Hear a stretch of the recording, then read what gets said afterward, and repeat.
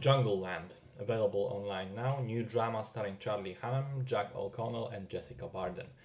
The trailer somewhat suggested that it's a movie about boxing in a way, and while boxing is certainly one of the key elements of the story, I'd say it's definitely more of a background for the main thing, which is the interpersonal drama. The film centers around two brothers, Stanley, played by Charlie Hunnam, and Lion, Jack O'Connell. They live in a small town in the US, in a foreclosed, abandoned house illegally. They are very clearly down on their luck, out of money, out of a place to stay, with basically no possessions.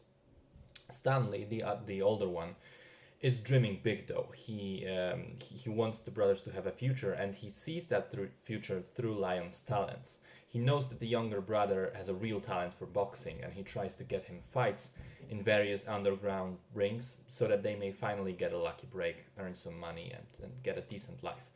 But as we quickly learn, he might have bitten more than he can chew and got in trouble because of the money that he owes to a local gangster played by Jonathan Majors. He offers the brothers a way out, surprisingly. He tells them about the boxing tournament called Jungleland, which takes place in San Francisco, with the main prize of $100,000. He promises to get Lion a spot as one of the fighters there, and even gives the brothers a car to make the trip. But the catch is that they have to take a young girl named Sky along with them and deliver her to some of the gangster friends in Reno, some of the gangsters' friends in Reno. There's the obvious question of what's the deal with the girl. Is she a prostitute? Is this illegal human trafficking? What's going on exactly? But the brothers don't really have much of a choice, so they accept. They do go on the journey, which will prove to be more problematic than it may have seemed, partly because of the girl's involvement, partly because of the drama between the two brothers. Because that's what Jungleland actually ends up being. It's a drama about people that live on the outskirts of society, on the margins of it. People that, through a combination of their circumstances, probably some bad luck, along with primarily, I think, their own terrible life choices, end up in the situation they're in. And I think it's also about this constant need to try and change that situation while really being unable to. And again, that's mainly due to personal choices rather than the circumstances. The characters in the story make consistent choices that make things worse and worse for them. It's this miserable, harrowing downward spiral for them, driven in many ways by the mismatch between the brothers. Stan is this hyperactive, energetic guy, always at the forefront, who thinks big but doesn't actually have anything in him that would allow him to get there. In fact, he's one of the main motors behind all the problems. Whereas Lion is the more collected, calm one, but he also doesn't know how to get from under his brother's shadow and make decisions of his own. And even if he did, he's also painted as not exactly a smart person, so that wouldn't necessarily solve everything.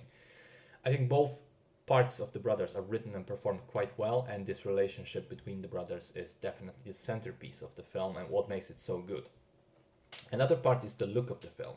I don't know what exactly it is about the way it was filmed, but it has this unglamorous look that makes you instantly buy into the film's situation. You believe these are real people in real places, not Hollywood pretend. One thing that I did notice specifically about the visual side was how often the characters, particularly Stan, were framed as boxed in, either standing in a door frame or a window frame or through other rectangular elements found on sets. But it was a brilliant way, I think, to continuously show visually how the character is boxed in by the situation he finds himself in, how there's no obvious way out. One thing I'm on the fence about was the ending. I do think it's powerful, and I can see what it was going for, to provide this tiny glimmer of hope at the end of all that depressing stuff. But I do think, in order, not to spoil anything, I do think that in order to provide this hope, the film cuts some corners and takes a shortcut and does one thing which is kind of difficult to believe.